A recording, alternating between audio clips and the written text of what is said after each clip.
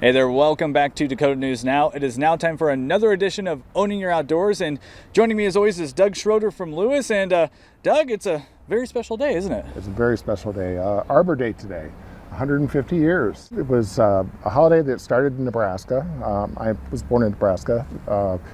If you travel through there, there's not a lot of trees. Oh, yeah. It was to get people to plant trees and enjoy the benefits of trees. So what are some of those benefits?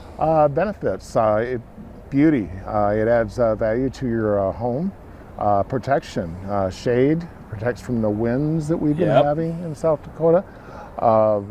Just a lot of different things. It also puts oxygen, creates oxygen, more trees that we have. So we've gone over some of the benefits. What do we need to know if we want to go out and plant a tree to celebrate Arbor Day? Well, the first thing you want to do is get a healthy tree. Decide location. First of all, I want to point out you have to get a hold of the city, have your power lines and everything marked so you know that you're planting safely. And secondly, you want to make sure that the tree you're picking out works where you're going to plant it. Some canopies of these trees, once mature, are just huge.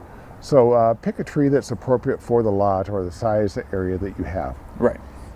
So what are we looking at over here? Okay, what we have here, I believe I have a pear tree, but when you go to plant a tree, you look at the root ball. Your hole needs to be twice the size of the root ball. And then deep about to there. You want this to be a little higher than the ground that you have around. Never plant a tree too deep. If you plant a tree too deep, it's almost a death sentence. Is that because the roots are kind of just needing to go down? Right. And you'll start getting soil going up onto the bark, and then you have a whole lot of other issues. Once you get the hole dug, you'll need to go around. I've taken the tree out of the container, but if you see some of the roots here, you just go around and score like this to loosen. See, I've loosened up some of the roots to get those roots stimulated and ready to start growing. Yeah. After you've loosened the roots, put it in the hole, fill the hole with maybe halfway up with water. If you want to, I don't do it often, but a lot of people add a root stimulator just to get the tree going. After you've added the water, you can backfill. Backfill, like I say, only up to about a ½ inch below the soil surface of your root ball. Then add some more water.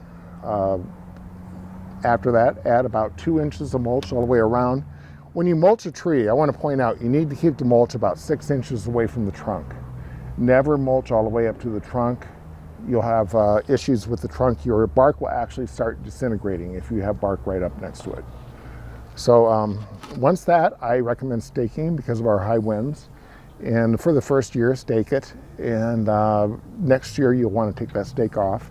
And one thing I will point out, if you're going to plant in a parking strip, you do need to get a permit from the city. So contact the city. They will also let you know what varieties of tree you can plant in a parking strip. What about ash trees? Do we need to know anything about those in this day and age? Yes, emerald ash borer still keeps going. Ash will be pretty much non-existent within a few years.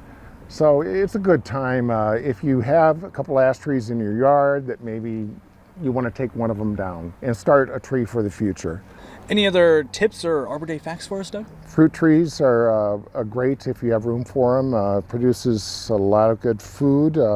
Once you plant a tree, for the first month or two, you're going to have to water it a couple times a week. Please check the water because these trees are used to being watered every day. And with our winds and weather, it can dry out. All right, Doug, some good tips here today for planting trees on Arbor Day. Thank you so much for joining us. We're going to have all this information online at dakotanewsnow.com after the show. Make sure you stick around, though. We have Fastcast coming up next.